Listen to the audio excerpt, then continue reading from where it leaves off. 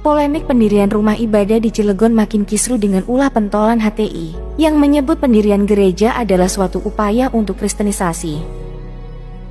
Kalau di masyarakat Islam itu mayoritas Muslim, tidak ada umat Kristiani, tiba-tiba di situ ada 1-2 masyarakat Kristiani kemudian mendirikan gereja, nah itu tentu saja akan menodai ruang toleransi umat. Jumlah warga jemaat kita per Desember kemarin 3.903 jiwa. Dan perlu diketahui, jemaat yang sebanyak itu sampai saat ini masih beribadah ke HKBP Serang.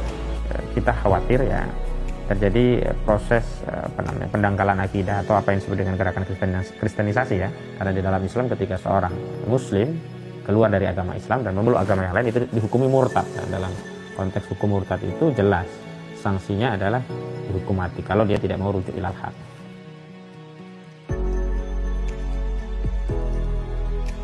Berlarut-larutnya polemik pendirian rumah ibadah di Cilegon yang hingga saat ini tak kunjung usai permasalahannya, tentu menjadi kasus yang memprihatinkan bagi kita bangsa Indonesia.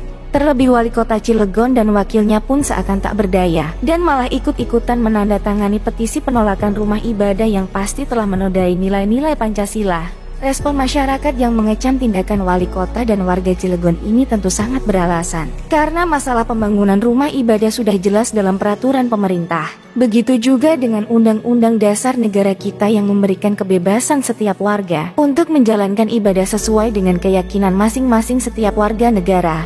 Aksi intoleran masyarakat Cilegon ini pun lebih diperparah lagi dengan ulah pentolan ormas terlarang HTI yang semakin mengompor-ngompori masyarakat Cilegon dengan mengatakan upaya pendirian gereja di Cilegon dikhawatirkan itu adalah suatu upaya kristenisasi warga Cilegon yang mayoritas beragama Islam. Pernyataan dari pentolan HTI ini tentu sangat berbahaya karena sangat jelas bisa memicu perpecahan yang lebih besar bagi sesama anak bangsa. Warga Cilegon yang sudah sangat intoleran, ditambah lagi dengan provokasi dari pentolan kaum intoleran itu sendiri. Tentu akibatnya akan sangat mengerikan jika umat Islam percaya akan bualan-bualan pentolan ormas terlarang tersebut. Manusia-manusia seperti inilah yang seharusnya diusir dari bumi Indonesia. Mulut busuknya sungguh sangat berbahaya bagi persatuan dan kesatuan anak bangsa yang menjunjung tinggi perbedaan dan keberagaman dalam bernegara. Kami hadir di tempat ini untuk bertemu dengan Pak Wali Kota dalam rangka memberikan pemberitahuan dan informasi dan berkas terkait dengan permohonan kami dalam rangka pembangunan rumah ibadah. Kalau memaksakan mendirikan rumah ibadah, apalagi ada motif di sana untuk mengubah agama dari masyarakat sekitar yang sudah memeluk agama tertentu, ada tadi menjadi sentral gerakan untuk menjadikan mayoritas yang beragama lain untuk bisa mengikuti agama tersebut. Ini yang berbahaya, ini yang disebut dengan intoleransi. Jadi yang intoleransi itu bukan pelarangan pendirian ibadah, tapi yang intoleransi itu adalah memaksakan mendirikan ibadah padahal di sana mayoritas tidak ada yang meyakini agama yang sama. Yang intoleran adalah mereka yang ingin mendirikan rumah ibadah, bukan yang menolak pendirian rumah ibadah. Sungguh logika terbalik yang dilontarkan oleh pentolan ormas terlarang ini, dengan narasi piciknya yang memprovokasi umat Islam bahwa pendirian gereja tersebut dikhawatirkan akan menjadi ajang kristenisasi terhadap umat Islam. Sangat berbahaya memang mulut busuk pentolan ormas terlarang ini, sangat mengancam persatuan dan kesatuan anak bangsa. Dan itulah memang tujuan mereka. Mengadu domba, memecah belah anak bangsa dengan isu-isu yang sangat berbahaya, yang tidak lain tujuan mereka adalah jelas ingin menghancurkan negara, agar cita-citanya menegakkan khilafah bisa segera diwujudkan oleh mereka. Maka dari itu waspadalah bangsa Indonesia, jangan mudah dipecah belah oleh mereka yang selalu menunggangi agama, demi mewujudkan syahwat mereka untuk berkuasa. Ketika agama dianggap sebagai masalah, sentilan keras Ketua Umum PBNU kepada Wali Kota dan masyarakat Cilegon yang menolak pendirian rumah ibadah. Di Indonesia sendiri kita tahu, kita ini hidup di sini, kita tahu di berbagai tempat ini satu sama lain itu yang mayoritas, kebetulan di situ mayoritas, kemudian mendiskriminasi yang minoritas itu adalah dinamika sehari-hari. Dari hati yang paling dalam kami ingin menyampaikan, saya selaku pendeta HKBP di Cilegon ini menyampaikan bahwa kami sangat membutuhkan rumah ibadah ini.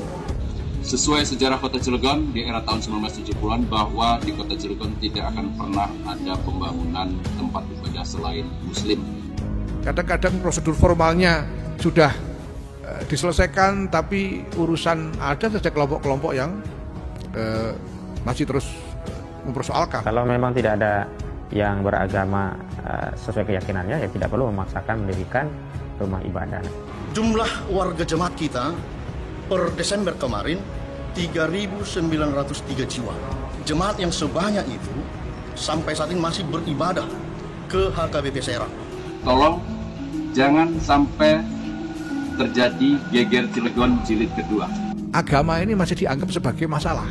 Yang dipikirkan itu potensi masalah yang mungkin muncul dari agama-agama ini. Nah, sebagai orang beriman, saya dan warga Nahdlatul Ulama ini tentu juga merasa sangat prihatin bagaimana mungkin agama yang mestinya menjadi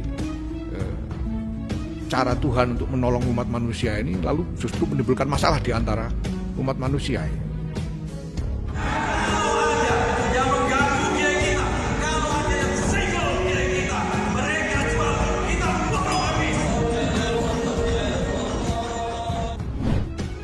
Ketua Umum PBNU Gus Yahya Khalil Stakuf menyentil keras wali kota dan elemen masyarakat Cilegon yang menolak pendirian rumah ibadah umat Kristen di wilayah mereka. Hal ini sangat wajar, mengingat tindakan yang mereka lakukan itu memang sangat memalukan dan justru mencoreng agama Islam sebagai agama pembawa kedamaian.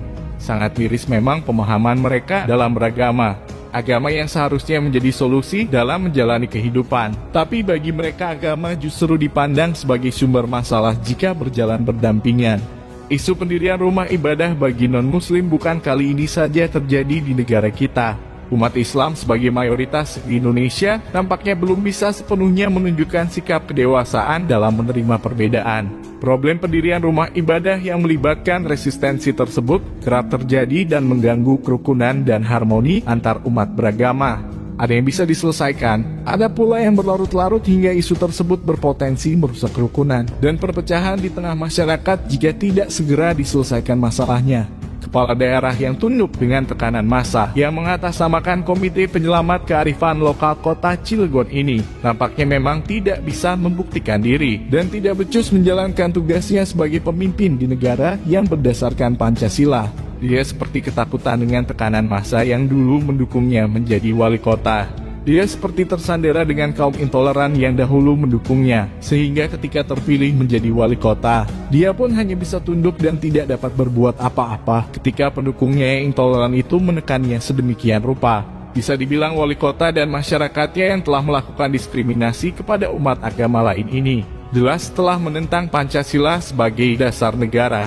Dengan dalih apapun, tindakan mereka jelas tidak dibenarkan baik dalam bernegara maupun dalam beragama.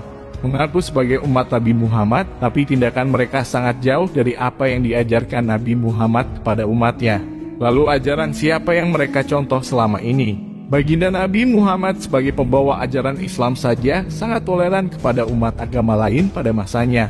Bahwa ini yang hanya pengikutnya yang belum tentu sejalan dengan apa yang diajarkan Nabi. Malah merasa paling suci sehingga menolak keberadaan rumah ibadah lain. Dan seolah-olah itu adalah ajaran dari Nabi.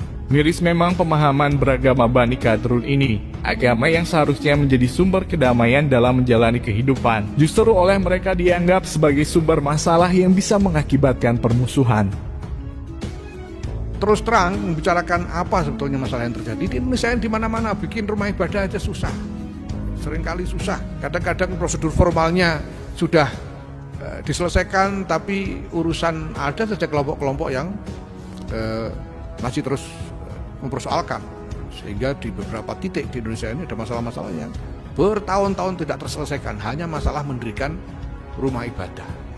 Jemaat yang sebanyak itu sampai saat ini masih beribadah ke HKBP Serang. Jarak tempuh dari Cilegon yang paling ujung itu di Salira, Anyer, kita tahu 50-an kilometer.